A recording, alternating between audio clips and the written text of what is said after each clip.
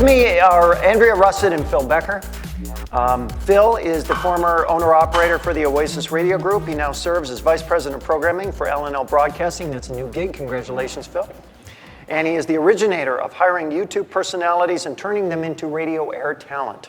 Andrea Russett, that would be her, is a bona fide YouTube star. She has amassed, listen to these stats, they're like insane.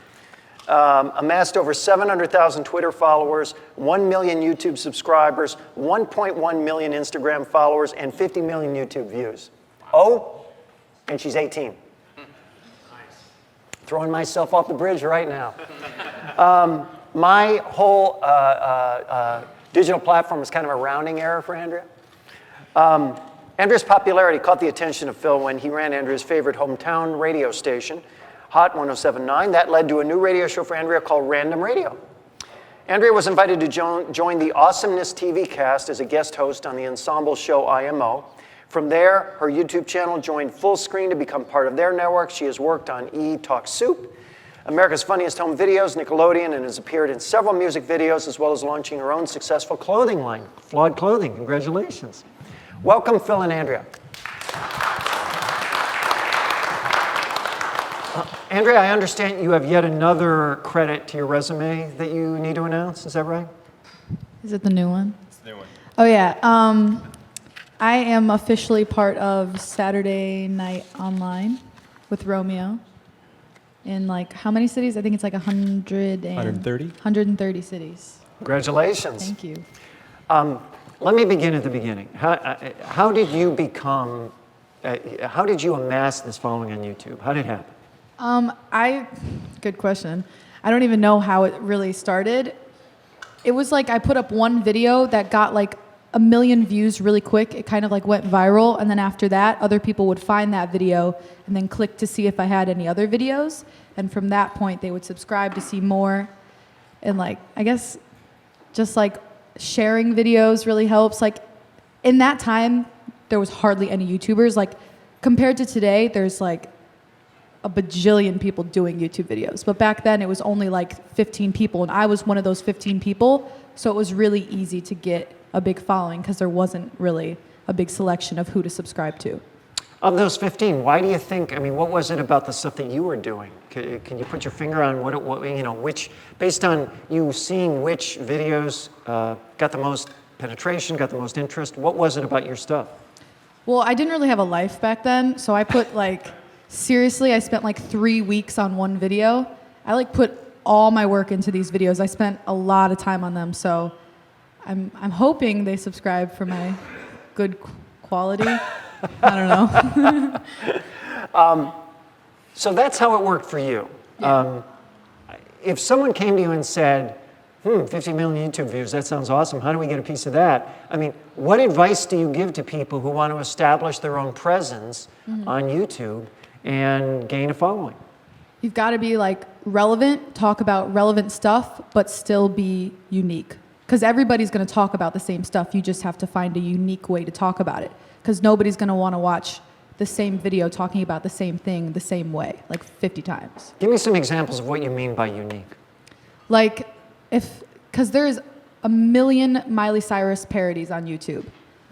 But there's some that are so different that I don't do parodies, so I couldn't tell you how to make those unique. But that's just an example I can think of. Like, everybody's going to do it the same way. You just have to find a way to, it's so hard to explain. Like, you have to find a way to make it unique. There's really no way to describe that. You just, it's whatever in your head. You just got to find a way. I don't know.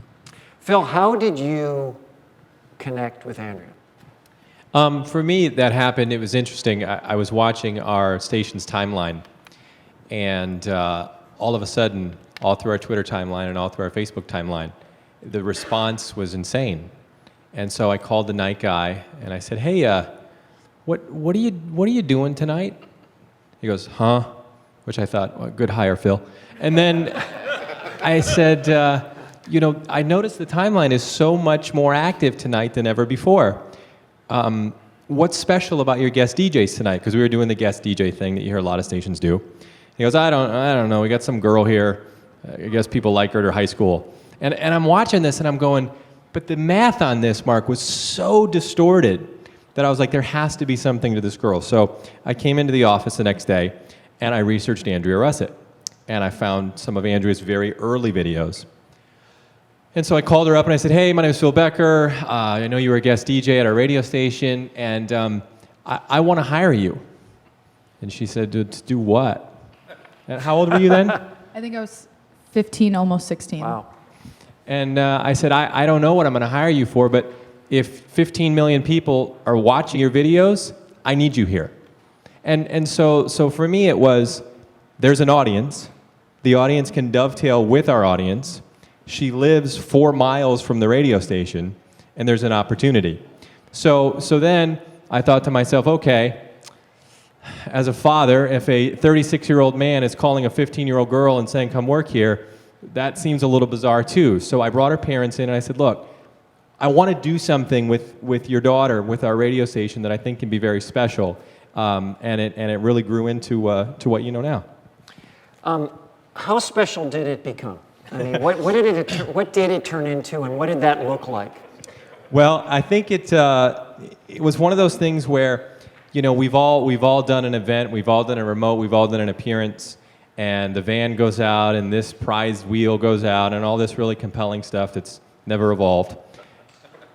And then we sent Andrea out, and it was like, Phil, there's a line of people here, or Phil, we have people that are doing photographs and autographs and pictures with Andrea, and it got to the point where we had to have different types of security for events that Andrea was at. We did an event in Vegas at one point, and the person that was running the radio station said, I said, hey, can we have a booth where maybe Andrea can meet people? And he goes, yeah, we'll just go over there by the hot dogs and do whatever you do. And we had more traction and more traffic at Andrea's booth than the people headlining their show. And so it just got to a point where it got so big so quickly that Andrea then ended up moving out here to LA. Mm-hmm. Explain how it benefited the media brand that you had, because theoretically, you know, we think of radio as being a local thing in terms of its distribution, its audience. Andrea's audience is not strictly local. Right. So how did those two things emerge such that it makes sense for you? Great question. The first thing is when we started using Andrea on the air, it was only on Saturdays. It was noon to 3, I think it was. Noon to 2. Noon to 2, and so it was a 12 to 2 Saturday air shift, and I would hop onto our stream player, and I would watch the metrics just go boom, boom, boom, and they kept going up and up and up and up. So much, in fact, that the stream provider called and said, you're going over your bandwidth and you're going over your users on Saturdays from 12 until 2. So that was one of the things where we began to get a lot of awareness and a lot of engagement with the radio station. The second thing that we did, and I thought I saw somebody here from TuneIn, maybe? Yes. All right. If you look at the TuneIn now offers the ability to view subscribers. And so if you look at WJFX, the station that Andrea was on, it has a disproportionate amount of subscribers to major markets because Andrea brought a fan base with her that absolutely drove those numbers up. And it even got to the point where other people and other products understood the value of Andrea. And so I shared an example, and I won't put this person's information out there, but I said, hey, listen, we want Andrea to interview this artist. And this gentleman said, well, you know, we're really trying to do this thing with another operator in a bigger market. I said, I'll tell you what, go do the interview with your talent, and then I'll go do the interview with Andrea. And he goes, okay. And so the other talent did their interview in their major market. Andrea did the interview. Liam, 2 million? Where's that at now? One Direction? Yeah. Yeah, it's at like 3 million, I think. So Andrea does an interview, 3 million people watch it. So you know, it really is, it's just the whole dichotomy, the whole game, the whole process is changed. Our viewers didn't say, well, this radio station is in this market, so I'm not going to watch it. I'm going to go watch so-and-so because they're in such and such. What they said was, who's giving me the most compelling, most interesting version of this? And then all of a sudden, you know, we would have issues with our our phone system where people would call and they'd go, "Hey, I'm calling you from the Ukraine, Andrea," or "I'm calling you from Europe," and I would deal with all these complaints where people would say, "Please open up your stream to Russia. Please don't open up your stream to Norway," because they wanted to be a part of the brand that Andrea was a part of. Now, how do you take all that attention and usage to the bank? Well, there's a couple things you can do. The first thing is you have to make sure that you can articulate it. And I think that's what a lot of people struggle with. It's like, Andrea has 50 million views. Andrea has 1 million Instagram followers. Andrea has close to 1 million Twitter followers. And they go, okay, well, those are just a bunch of big numbers. But if you can't articulate it and you can't explain why it matters, that's the biggest problem. So one great example is we had a meeting with Ford in Detroit. And they sat down and they said, okay, so tell us about Andrea and tell us how it works. And so I did. And watch her videos. And the other interesting thing that I've learned from ad agencies and from buyers is I think they think I'm kidding. Like, I don't, what is he talking about? So they'll grab their phone and I'll say, call your kids. Call your kids. Do you have teenage kids? Yeah, I have a 17-year-old daughter. Call your 17-year-old daughter and ask her if she knows who Andrea is. So there's an opportunity there with Ford for Andrea to be driving one of their vehicles. So, there's a series of ways to do it, but you have to be able to go in, you have to be able to explain it, and you have to have a group that's willing to listen to what you have to share. Andrea, why, with all of that, did you say yes to the opportunity to be on the radio? Well, first off, it's the radio. It's awesome. Like, why wouldn't you say yes? Also, at that time, I really, from day one, I've always wanted to do something, not just a boring job. I wanted to do something fun. I don't know if that makes sense. But, so being, asked to be on the radio at, 15 years old, I was like, I don't even care what you want me to do. I will sit behind a desk. Just being at a radio station, I want to do it. And then when Phil was like, you can be on air, at first I was like, I don't even want to do it because I won't know what I'm doing. But I said yes because I knew that I'm sure I could learn. And how awesome would that be to be on air that young? So I figured I might as well give it a shot. And then I did it. And now I'm here. You've reached the apex. Yes. What about other people you know? Your peers. So what is their kind of, if you use them as kind of a laboratory in terms of what their attitudes are about the audio space, online radio, podcasts, all that stuff. What do they use? What are they into? What is cool in that group? My age group, for listening to music. Honestly, a lot. I still listen to radio. A lot of my friends still listen to radio, but 8-Tracks, the app 8-Tracks, that is a really big thing. We all listen on that because you can actually type in happy breakup, and it will literally play happy breakup songs, playlists of that. You can type in your exact mood or even what you're doing, like pool party, and it'll play a whole playlist like that. So I think that's what we use a lot.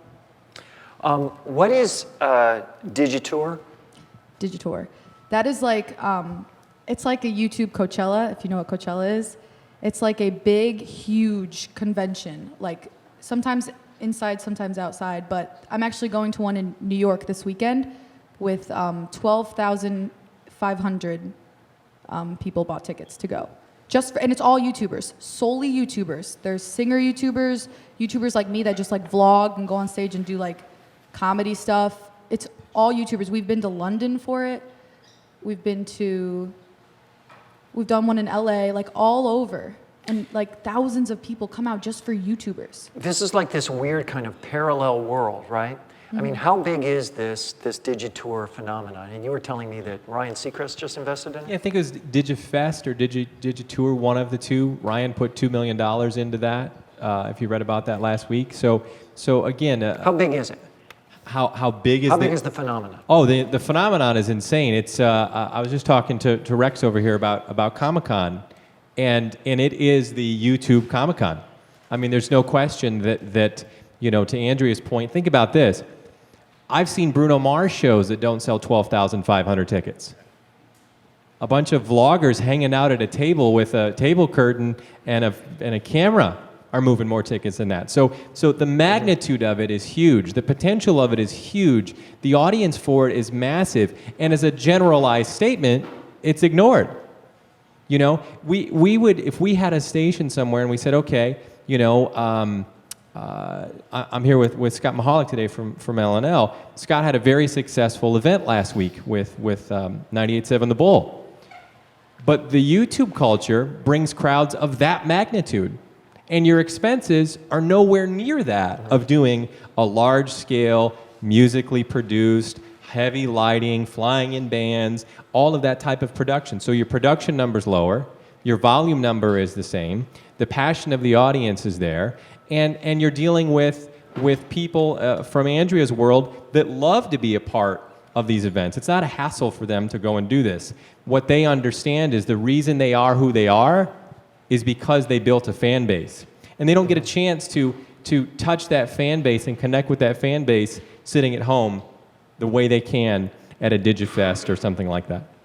So why doesn't every broadcaster do this? I mean, it would seem to me that if you can hire a talent and one talent is fresh off the street and the other has 50 million YouTube views, you might want to favor the latter. Why wouldn't everybody in every market go looking for people who are accessible to them, who are interested in being part of their brand, like Andrea was interested in being part of yours, and run with that? Well, I think it's part of. Is Craig still here? Hello. Hey, Craig. I loved what you had to say, man. You excited me. You engaged me. You showed me that talent still matters. And I think that, to Craig's point, a lot of what we've done in the States is we've said, well, my midday person also needs to be able to do production, and my afternoon person also needs to be able to do music logs, and my night person is also the secretary and is voice tracked in 17 markets. And you know, please, by the way, go wash the van and load up the remotes, and can you go voice all these commercials? And by the way, you also carry a list. So when those are the qualifiers for who you hire as talent, you don't go to YouTube. You go to the normal spaces that we tend to go to as our profession and say, okay, well, do you have experience doing this? Do you have experience doing imaging? Do you have experience doing logs? Do you have experience doing appearances and remotes and endorsements? My theory is, I'll give you that experience if you give me your audience. So the reason why more don't do it is for those reasons? I mean, they can't look at your success and say, oh, hello, well, here's an idea. I think that it's a couple things. I think that, one, it has to be something you believe in. It has to be an initiative that you want to get behind. What's crazy is every one of you in this room, there's a YouTube star in your market. Last night I sat in my hotel room, and in my pocket I have 7 of them. So you have to take the time to do it. And the really crazy thing... You're going to be the hit of the cocktail party. They're right here. They're right here. Well, and the other thing about it is, if you find an Andrea, they are a tribe. They're their own tribe. Andrea and I went to lunch. I said, hey, do you know so-and-so? She goes, yeah, I know him. So I grabbed the list. I go, do you know so-and-so? She goes, yeah, I did an event with him. So if you find one of those people, you're in the club, you're in the circle, you're in the space. And the other thing is, at 18 years old, Andrea and that whole tribe has a better understanding of how to code and write and what key search engines they need to put in their descriptions of their videos. So if you went on there and you typed Des Moines YouTube star, it's there. If you went on there and you said Houston YouTube star, it's there. Mm-hmm. So take the 45 seconds, go out, search for it, and you can reap that as well. Andrea, talk about the brands that want to be associated with you. I mean, what kinds of brands are interested in associating with you? How do they associate with you? How does that work? I don't really know how to answer this. Like, you can both take the question. Is this like who I'm in? Yeah, just kind of who you're in conversation with and that kind of thing. Well, currently we're in conversation with Sour Patch Kids and Claire's and Rainbow Loom, which I don't. Do you guys know what that is? Do you know what Rainbow Loom is? The bracelets that your kids are probably wearing? Yeah, if you have kids, you know. Yeah. It's going to be a bigger mess now. So what do they look for from you? What do they expect from you? How do you work with them? A lot of times, like with brand deals for YouTubers, it's like a company, like in the past I've done a brand deal with Audible, where they come to me and they say, talk about our website however you want, just with like 2 or 3 key points for 30 seconds whenever in your video. You can make it go like smoothly into your video where it just matches with what you're talking about or not, and we'll pay you X amount of money. So that's all you have to do. Sounds familiar, like a familiar model, right, Rick? Yes, it does. Questions from the audience for Andrea and Phil. Who has a question? Let me start over on here. So the clothing line, tell us more about that. I launched a clothing line. I think it was January last year, somewhere around there. It's called Flawed Clothing. And yeah, I don't know.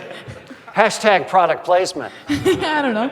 It's got its own website. It's got over 100,000 followers on Instagram. It's got like 40,000 on Twitter.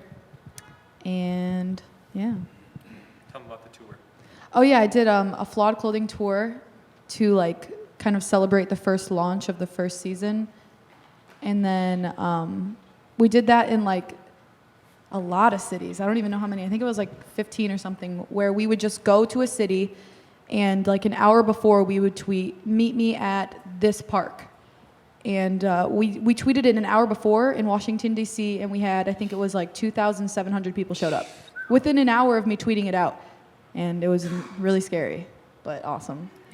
I have 2 questions for you, Andrea. One is, you mentioned DigiFest, an actual event that you go to. Do you find your generation, your followers, the people you interact with, are interested in taking themselves out of the virtual world and into actual places where they can meet and speak to each other and talk? Definitely. Well, there's some are and some aren't. Some are solely just like, if there's a lot of YouTubers that are really anti-social, like stay in their place, do their videos, no events, no nothing. But there's a lot of YouTubers that want to get out of just YouTube and do all these other things because now they're seeing it's actually like a possibility to do. Well, let's take ourselves away from YouTubers for a second and talk about your fans. That's who I'd like to hear about. Are they interested in coming to places and having events and things that they can interact with you and perhaps some of the brands or the companies you represent? Oh yeah, for sure. I mean. Next question. Tell me your, I'm going to say brand, but tell me your personality. Give me 3-4 words that really Rick's getting describe ready you. to spend some money on your YouTube channel. My personality, Give me 4 words. Describe yourself. outgoing, Okay. weird, unique, Okay. and funny, I hope. I love it. That's good.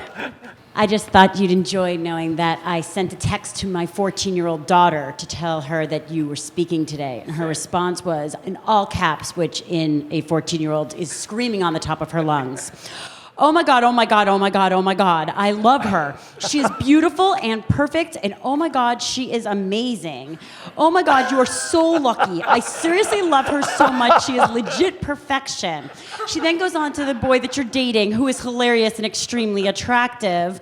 And ugh, you are so lucky. I love her.